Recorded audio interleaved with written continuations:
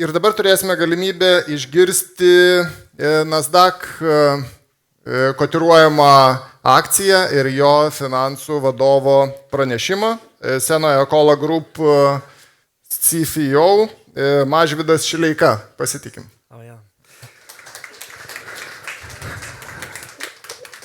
Labai diena visiems, labai malonu čia būti, labai ačiū, kad pakvietėt. Mano vardas Mažvydas, esu valdybos narys ir finansų vadovas Akola grupės, kur yra listinguota Vilniaus vertybinių popierių biržoje ir šiandien pabandysiu pasidalinti irgi, galbūt, nežinau, alternatyvia investicija kitom, nes pažiūrėjus Vilniaus akcijų biržos apyvartą, galbūt jinai nėra labai populiari ir didelė, bet manau pati investicija ir mūsų augimo istorija ir ką mes galim pasiūlyti investuotojams yra pakankamai įdomu ir patrauklu. Tai pabandysiu papasakoti, kas mes, ką mes darome, kad būtumėm jums kaip investuotojams biržoje įdomus. Truputį apie pačią grupę. Tai grupė iš tikrųjų įsteigta 1991 metais. 2010 metais mes esame, nuo to laiko mes esame listinguoti. Pritraukėme 28 milijonus eurų tuo metu ir panaudojame tuos pinigus grynai visam įmonės vystymui ir augimui. Turime apie 62 įmonės, kurias valdome, daugiau negu 33 metai rinkoje ir po įvairių konsolidacijų, įsigijimų, apie kuriuos irgi kalbėsimės, matome, kad regioniškai turbūt esame didžiausia maisto ir agro verslo grupė Baltijos šalyse. Daugiausiai veikiame Baltijos šalyse, čia yra pagrindinės mūsų gamyklos, mūsų infrastruktūra, mūsų žmonės, bet pati grupė yra labai orientuota ir eksportą. Mūsų 80% pardavimų yra ne Baltijos šalyse. Segmentuose tai skiriasi, bet iš esmės grupė veikia globaliai, Europos ir kitose rinkose. Kaip mes žiūrime į grupę arba kaip mes pateikėm ją jums? Pakankamai kompleksiška ir kai manęs klausia, kaip dar geriau tą grupę suprasti, aš labai paprastai sakau, pasaulyje globaliai populiacija auga. Ir mes esame čia, kad tą populiaciją iš tikrųjų išmaitintumėm. Nes mes esame visoj maisto grandinės dalyje. Tam paveiksliukas iliustruoja, bet mes patys ir auginam maistą, mes turime žemės ūkio bendrovės, tai yra mūsų ūkininkavimo sektorius, mes gaminame grūdus, pieną, jį perdirbam toliau tą maistą, bei prekiaujame su pasauliu parduodami mūsų kitų ūkininkų užaugintą produkciją. Taigi partnerystė su ūkininkais tai yra viskas, kas yra aplink ūkininką. Tai yra mūsų įmonės kaip Linas Agro, Dotnuva Baltic, Kauno Grūdai, mes perkam iš ūkininkų grūdus ir tada jos eksportuojame po visą pasaulį. Taip pat jiems parduodame įvairius reikalingus inputus, tai yra trąšos, sėklos ir taip toliau. Dotnuva Baltic šiuo atveju prekiauja žemės ūkio technika, tai yra per visas Baltijos šalis. Ūkininkavimas, kaip ir minėjau, tai yra mūsų 7 žemės ūkio bendrovės. Įdomiausias turbūt šiuo metu mūsų segmentas, kur mes daugiausiai investuojam ir jis labai suaktyvėjo po 2021 metų, kai mes įsigijome Kauno Grūdus ir Vilniaus paukštyną, tai yra maisto segmentas. Jisai skyla į 2 dalis. Tai viena dalis yra paukštininkystė, tai yra pakankamai gerai žinomi brandai Lietuvoje ir ne tik, tai yra Vilniaus paukštynas, Latvijoje tai yra Kiekava ir žinoma Kauno Grūdai ir visa Kauno Grūdų produkcija, tai košės, makaronai, miltai ir panašiai. Trumpa įmonės istorija, kaip ir minėjau, pradėjom 91 metais ir ką iš tikrųjų didžiausia žinutė su šituo timeline yra tai, kad grupė yra pastovus, kaip čia lietuviškiausiai pasakyti, įsigijėjas kitų verslų. Mes istoriškai pakankamai daug pirkom kitų įmonių ir plėtėmės per įsigijimus. Taip pat istoriškai jų pardavėm. Šiuo metu gal daug tokių pardavimų nepadarėm, bet kas įdomiausia, mes jau pradėjom 98 metais įsigydami 50% Dotnuvos Baltic. 2010 metais mes padarėm IPO ir dalį tų pinigų panaudojom savo pirmam žingsniui verslo gamybą, maisto gamybą. Nes iki tol grupė buvo labai stipriai orientuota į prekybą. Mes buvom visiškai traderinė įmonė, pirkdavom grūdus, parduodavom, imdavom įvairias pozicijas ir taip toliau. 2013 metai įsigijimas Kiekavos paukštininkystės Latvijoje ir nuo to laiko mes pradėjom labai stipriai ieškoti, kur toliau gilinti šią temą, nes mums pakankamai patiko. Jis yra auganti, jis yra įdomi, jis turi daugiau pridėtinės vertės. 2021 metais turbūt labiausiai transformuojantis įsigijimas grupės istorijoje, tai yra Kauno Grūdų ir visos grupės įsigijimas. Ir nuo to laiko mes padarėm dar kelis. Tai 2023 metais įsigijome vieną iš verslų iš Augos grupės, tai vat būtent tie sriubų pakeliai, kur matote ten, nes mes matom pakankamai daug perspektyvos ir mums yra įdomus segmentas, tai yra greitai paruošiamo, prieinamo, patogaus maisto vartojimas. Tai vat taip labai puikiai pakliuvo į mūsų segmentą. Taip pat 24 metais ieškodami naujų augimo galimybių ir norėdami suprasti, kaip veikia kai kurios kitos rinkos, padarėme tokius labiau venture capital įsigijimus dviejose startuoliuose, abudu jie yra lietuviški, tai yra OMG, Burbulinė arbata ir Brightas. Abudu turi pakankamai stipres augimo kreivės ir mes irgi labai iš tikrųjų daug dedam pastangų, kad tai būtų naujas galbūt ateityje mūsų segmentas ir mes matom čia pakankamai daug perspektyvos. Dar 25 metai mūsų paskutinis įsigijimas Latvijoje, mes įsigijome prekybinę įmonę ir tarkim nuo 5 žaidėjo rinkoje tapome numeris 2.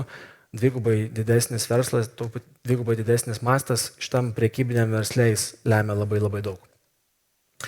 Kad pailiustruot, kaip mes atrodom dabar, tai yra praeitų metų mūsų rezultatai, mes dirbam ne kalendoriniais metais, tai mes dabar esam savo pačių metų pabaigoje, mes uždarom savo metus birželio pabaigoje, tai čia nėra patys naujausi skaičiai, parodysiu ir juos, bet grupė dabar praeitais metais turėjo 1,5 milijardo apyvartos ir kaip matot, vis dėlto 76% vis dar jo ateina iš prekybinio verslo. Tai yra pakankamai daug. Bet 26% jau ateina iš maisto. Jei paimtumėm tai prieš 3 metus, maistas sudarydavo tik tai 8-7% mūsų apyvartos. Tai tuos žingsnius, kuriuos mes padarėm per laiką, iš tikrųjų labai stipriai ir pakeitė mūsų pajamų profilį. Mes strategiškai norime, kad maistas sudarytų mūsų pajamų galbūt 30%, o mūsų EBITDAs turėtų netoli 50%. Parodysiu mūsų naujausią EBITDA ir kaip jinai transformavosi per laiką. Bet turbūt truputį dar apie tą viziją, kaip čia mes matom tą rinką. Tai mūsų misija yra atskleisti žemės ūkio ir maisto potencialą. Ir mes pakankamai rimtai tą priemam ir darom nemažai žingsnių, tai ne tik kalbam. Nes Baltijos šalis iš tikrųjų yra nuostabi vieta vystyti verslą šitoj srity ir mes matome kelis didžiulius trendus, kuriuos mes bandom išnaudoti.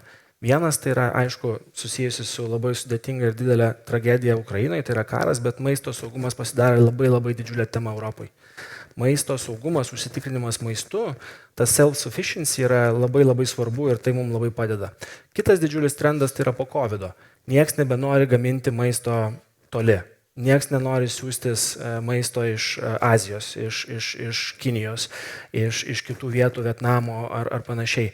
Maistas turi būti pagamintas šalia. Jis turi būti prieinamas, turi būti patogus vartoti, turi būti sveikas ir taip toliau.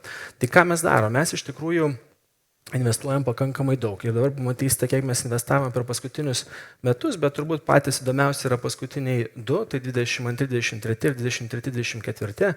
Tai yra 80 milijonų investicijų. Šiais metais mes padarysim dar 60 plus milijonų ir tai jau bus per 3 metus pakankamai įtemptus, įvairių nuomonių, nuotaikų, geopolitinių ir taip toliau vyrančių, bet mes pakankamai matome daug perspektyvų. Kur mes investuojame, tai truputį jau rodžiau, mes nusipirkome šitą sriubų verslą ir investuojame daugiausiai iš tikrųjų į maistą, į maisto perdirbimą. Tai buvo šios sriubos, mes dabar jas rebrandinam į aktyvus, užsienį mes jas parduodam kaip Eatiful. Mes truputį investuojam palaikydami savo žemdirbystės segmentą, turime 2 naujus outletus Dotnuvoje. Plečiamės Latvijai. Latvijai mūsų investicijų portfelį sudarė pakankamai nemažai, nes Latvija galvojam, kad truputį yra underinvested. Tai pastatėme iš tikrųjų sėklų fabriką, tai vėl tai yra tas mūsų darbas su žemdirbiais ir malonu, kad prieš tai, kur pristatė viena iš alternatyvių investicijų buvo commodities, tai jeigu norite dalinai gauti commodities exposure iš tikrųjų investicijas, tai mes labai stipriai esam susijęs su visais commodities, tai yra dalis mūsų verslo. Žiūrime į žalias investicijas ir viena iš jų mūsų tokia bandomoji, mes statome biodujų jėgainę vienoje iš mūsų žemės ūkio bendrovėje. Tai vėl pakankamai įdomis sritis, tai ateina naujas pajamų šaltinis mums, tai yra biodujos. Ir vienas mūsų turbūt didesnių investicijų Kauno Grūduose po įsigijimo, tai yra šitas džiūvėsėlių fabrikas Kėdainiuose, jis jau pasileido balandžio mėnesį ir gamina džiūvėsėlius. Džiūvėsėliai, kaip būtų įdomu, yra pakankamai populiarus produktas, nes daug kas mėgsta žuvies pirštelius, daug kas einate į KFC, perkate vištieną, kur yra visai apdėliota, tai kažkas tą turi pagaminti. Tai vat mes juos gaminame ir patiekia rinkome. Kitas mūsų vienas didesnių projektų įsigijus Kauno Grūdus, tai yra makaronų gamyklos plėtra, bet tai nėra ta pasta, kurią jūs įsivaizduojate itališką, ne? Tai yra tie užpilami indeliai su vandeniu, greitai vartojami įvairių skonių arba tie pakeliai. Tai su šita investicija, kuria 32 milijonai eurų, mes gaminsime 500 milijardo makaronų pakelių per metus. Tai yra maždaug 18% visos Europos rinkos. Tai mes jau esam pakankamai didelis žaidėjas Europoje iš toj srityje. Ir kodėl? Tai vėlgi, gal mes mažai jų suvartojame, ne, bet tarkim Anglijoje, Vokietijoje, Prancūzijoje, Italijoje tai yra labai didelė kategorija. Žmonės gyvena greitus gyvenimus, jie skuba, jiems reikia greitų kalorijų, greito maisto. Video ir mūsų investicijos į startupus. Natūralus energetinis gėrimas, labai įdomi kategorija, čia yra visiškai ta kova su ikoniniu prekės ženklu Red Bullu, ne? Bet čia yra visai kitas pasiūlymas vartotojai. Tai yra mažai cukraus, tai yra natūralūs ingredientai ir tai žmonės, kai ieško tų natūralumų šiais laikais, yra labai pakankamai įdomus pasiūlymas. Burbulinės arbatos trendas iš Azijos, matome tos outletus mieste, Formos ir panašiai. Tai mes pagalvojom, mums tai yra pasiūlė ir mums patiko ta idėja, kad turi būti iš tikrųjų ir parduotuvėje toks pat pasiūlymas. Čia trumpai apie tas mūsų investicijas, kur mūsų tikrai yra jos finansinės ir mes esame tik finansiniai investuotojai. Elagro įsigijimas Latvijai. Kaip ir minėjau, mes iš tikrųjų padvigubėjome savo operacijomis priekybos Latvijoje ir mes, kadangi kaip ir pradžioje pozicionavau, mes esame tiek agri, tiek maisto grupė, tai mums išlaikyti pozicijas agri yra irgi labai svarbu, nes konkurencija yra pakankamai šioje srityje didelė. Tai mes darome, kad iš tikrųjų būtumėm tais lyderiais, tą mes darom, kad iš tikrųjų kurtumėm vertę investuotojams ir kaip mums sekasi per paskutinius 9 mėnesius. Čia yra vieni mūsų naujausių rezultatų iš tikrųjų. Čia nėra patys naujausi rodikliai, kas liečia rinką, nes po kai paskelbėme rezultatus rinka pakankamai pozityviai reagavo į tai, bet tai yra snapshotas, kurį aš kiekvieną kartą rodau investuotojams ir manau tai gerai indikuoja, kaip mums sekasi. Tai už 9 mėnesius mes turim 72 milijonus EBITDOS, praeitais metais tuo pačiu laikotarpiu turėjom 53. Mūsų strateginis tikslas grupėje yra uždirbti tarp 70 ir 90 milijonų. Tai kaip matot, šiais metais mums pakankamai neblogai sekasi. Mes iš tikrųjų nesenai paleidome pranešimą investuotojams, kad mes greičiausiai matom šios metus dar geriau ir kažkur finišuosim ties 80 ir 100 milijonų riba. Mūsų EBIT marža yra apie 4%, strategiškai mes norim turėti apie 3%, tai šiais metais jau tikrai viršijom. Labai žiūrim, kaip mes įdarbinam savo kapitalą ir kiek mes iš to gaunam gražos. Tai mes dabar turim gražos 9% nuo savo įdarbinto kapitalo, mūsų tikslas yra turėti 12%. Jeigu žiūrėsime apie įmonės įvertį, tai price to earnings yra 5, mūsų ilgalaikis vidurkis paskutinių 10 metų yra apie 9. Tai dabar tikrai nėra 5, jeigu žiūrėsite, pasižiūrėkite, jis bus atnaujintas, nes akcijos kaina kilo, bet jis vis tiek gali būti dar pakankamai žemiau mūsų istorinio vidurkio.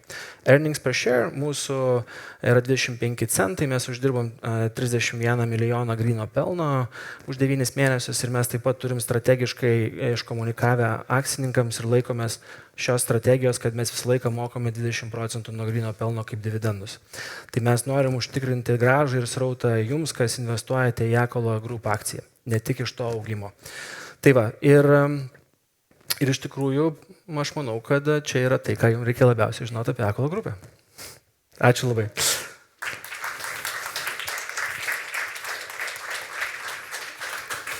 Ir turime klausimų. Pirmas klausimas, bet vis tiek paklausiu, kodėl jūs augat panašiai, paaugat, o panašaus profilio įmonė auga, susiduria su rimtom problemom.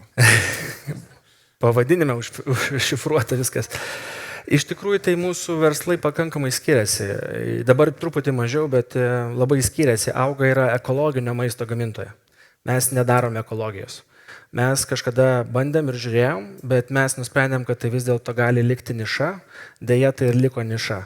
Apie ekologinį maistą yra labai daug šnekama, labai atrodo, kad tai yra populiaru, visi perka, visi valgo, bet žinokit, jeigu pažiūrėsi, ką žmonės realiai perka, tai yra niša. Ir toj nišai konkuruoti ir būti yra labai pakankamai sunku. Karas daro įtaką maisto kainoms. Kaip jūs garantuojate saugumą akcijų vertei? daro kainą ir daro įtaką. Tai yra nuolatinis darbas su rinka. Čia nėra jokio garanto, tik tai kas yra pakankamai mums gerai, mes esame integruotoje dalyje, visoje grandinėje. Tai mes pakankamai greitai ir gerai jaučiam, kur juda kainos, kaip mes galim valdyti savikainą ir kaip atrodys rinka už kelių mėnesių ar pusmečio, nes mes matom visas jos dalis ir komponentus. Ar pirkote, ar kada nupirksite Auga Group? Turbūt negalėčiau atsakyti tiesiog iš tą klausimą, bet neperkame tai tikrai, ar nupirksime, gyvenimas parodys. Neplanuojam. Ir tada paskutinis asmeninis klausimas, pokytis jūsų asmeniniam portfelį per paskutinį pusmetį. Didžiausias. Didžiausias? Geras klausimas. Iš tikrųjų susimažinau akcijų dalį savo portfelį asmeninių. Ir kuo pakeitėt, arba kokių akcijų atsisakėte? Pakeičiau kol kas pinigais, nes laukiu galimybių galbūt arba JAV, arba kitur, tai dabar esu likvidžioje pozicijoje pakankamai. Okay, o tada didžiausia akcija toji atsisakytų akcijų sąraše? Deja, susimažinau lietuviškų pozicijų. Lietuviškų. Kurių?